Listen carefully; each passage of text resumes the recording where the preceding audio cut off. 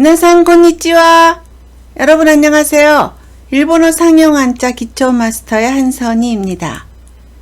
여러분과 저는 초등학교 5학년 한자를 지금 학습하고 있고요. 5학년 한자의 앞부분의 밑에 부분을 학습하고 있습니다. 지난 시간에는 237강에서 회복-할복, 겹칠복, 며느리부, 가루분에 대해서 학습했고요. 오늘은 238강입니다. 붙여불, 견줄비, 안일비, 살찔비에 대하여 공부하겠습니다. 첫 번째 한자는 붙여불입니다. 총 4획이고요. N3의 레벨인데요. 한국식 한자가 있죠. 한국식 한자는 조금 더 복잡하게 되어 있고 일본 한자는 간단하게 되어 있습니다. 쓰는 순서를 보겠습니다. 위에서부터 하나, 둘, 셋, 넷. 붙여불자는 부처나 불교를 뜻하는 글자입니다. 붙여불자는 사람 인자와 안일불자가 결합한 모습입니다. 안일불자는 나무단을 끈으로 묶어 놓은 모습을 그린 것으로 아니다, 나 근심하다 라는 뜻이 있습니다. 여기에 사람 인자가 더해진 붙여불자는 본래 어그러지다 라는 뜻을 표현했던 글자였으나 불교가 중국에 전해진 이후부터는 불교를 대표하는 글자가 되었습니다. 왜냐하면 부처님의 이름인 붓다를 불타라는 한자로 표현했기 때문입니다. 음독은 무즈입니다. 불상을 무즈조라고 하고요. 불교를 북교라고 합니다. 대불, 큰 부처를 다이부즈라고 합니다. 훈독은 호토케입니다. 부처나 석가를 나타낼 때는 호토케라고 하고요. 호토케 고코로 하면 불상, 부처의 자비심을 나타냅니다. 그리고 호토케 사마라고 해서 부처님을 나타냅니다. 붙여불의 단어와 예문입니다. 불상, 仏像、 부처, 석가. 仏、 나라에는 유명한 좌불상이 있습니다. 奈良には有名な大仏があります。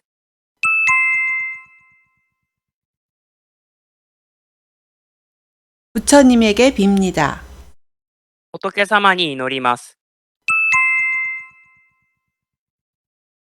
네, 수고하셨습니다. 두 번째 한자는 견줄비입니다. 총 4획이고요. N3의 레벨입니다. 쓰는 순서를 보겠습니다. 옆으로 먼저 하나, 둘, 셋, 넷. 옆에 쓰는 획이 처음 쓸 때는 왼쪽에서 오른쪽이고요. 그 다음 거는 위에서부터 내려오는 점 주의해 주시기 바랍니다. 견줄비자는 비교하다 라는 뜻을 가진 글자입니다. 견줄비자는 두 사람이 우측을 향해 나란히 서 있는 모습을 그린 것입니다. 본래 견줄비자는 친하다, 나 친숙하다 라는 뜻을 위해 만든 글자였습니다. 그러나 지금은 두 사람을 서로 비교한다는 의미에서 견주다, 나 비교하다 라는 뜻으로 쓰이고 있습니다. 음독은 히입니다. 한국어는 비, 일본어는 히입니다. 비교를 히카크라고 하고요. 비유를 히리츠라고 합니다. 대비나 대조를 다이히라고 합니다. 훈독은 구라베루입니다. 비교하다, 견주다, 겨루다, 경쟁하다 라는 뜻을 나타냅니다. 견줄비의 단어와 예문입니다. 비교, 比較、 비교하다, 比べる、 문과는 남성보다 여성의 비율이 높습니다. 文系は男性より女性の比率が高いです。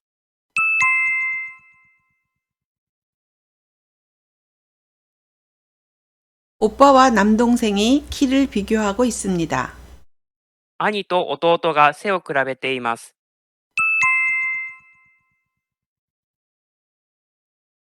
네, 수고하셨습니다.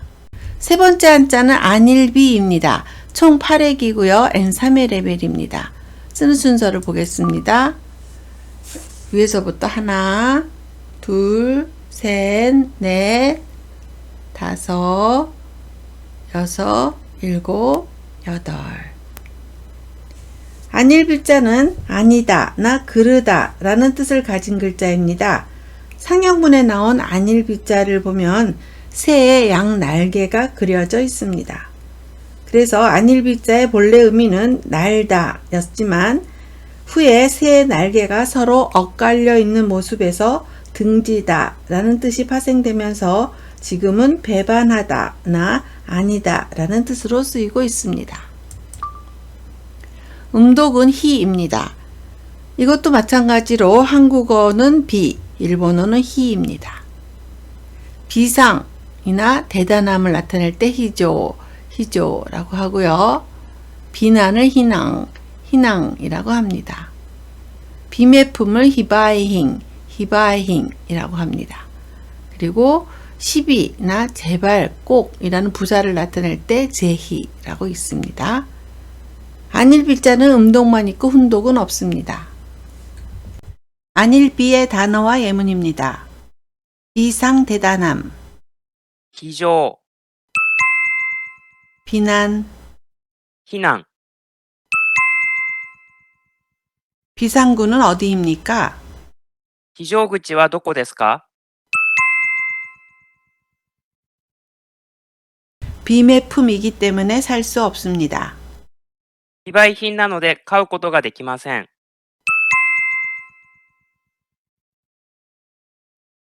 네, 잘하셨습니다. 오늘의 네 번째 한자는 살찔비입니다.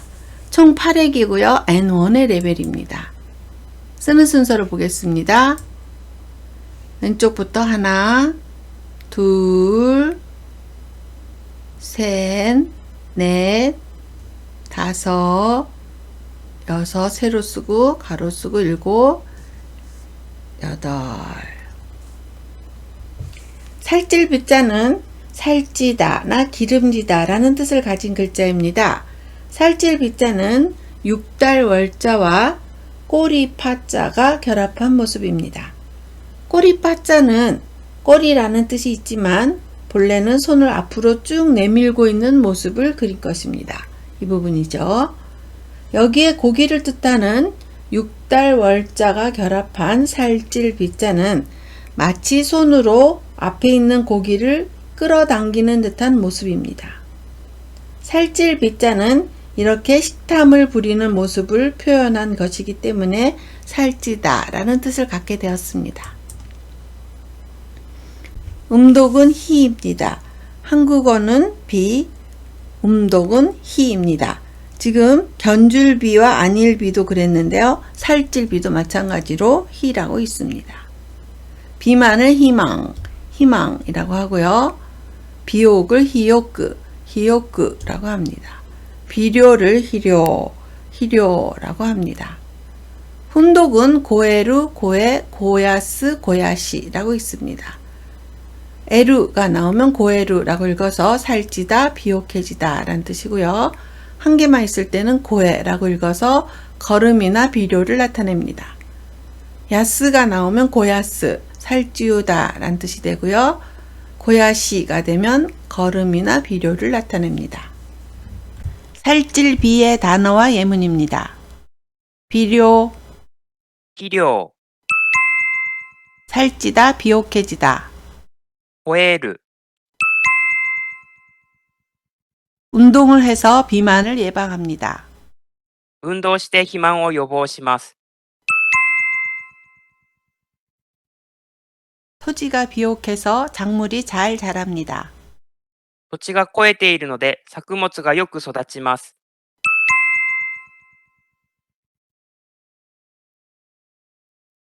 네, 수고하셨습니다.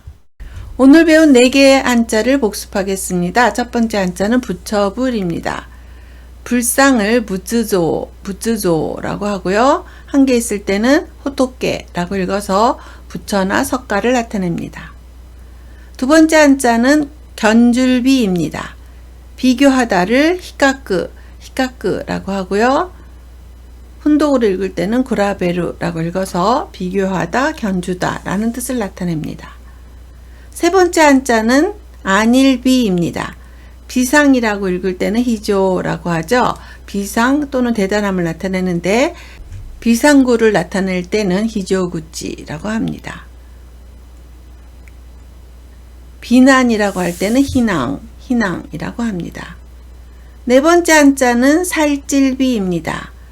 비료는 희료라고 하고요. 에루가 나오면 고에루가 돼서 살찌다, 비옥해지다 라는 뜻이 됩니다. 네, 오늘은 238강에서 부처불, 견줄비, 안일비, 살찔비에 대하여 공부하였습니다. 비로 읽는 한자가 3개였는데요. 똑같이 음독이 히라는 점 기억해 주시기 바랍니다. 다음 시간에는 239강입니다. 가출비, 쓸비, 가난할 빈, 선비사에 대하여 공부하겠습니다. 네, 오늘 배운 한자 중에서도 일상생활에 쓰는 한자부터 외워주시기 바랍니다. 부처나 석가를 나타낼 때는 호토케라고 하고요. 비교할 때는 히카크라고 하고 비상을 나타낼 때 히조라고 하죠. 비상구를 히조구치라고 했습니다. 그리고 살찌다 할 때는 고에루라고 했는데요. 고야스라고 읽을 때도 있다는 거 알아두시기 바랍니다. 네, 오늘도 수고 많았고요. 다음 시간에 또 만나요.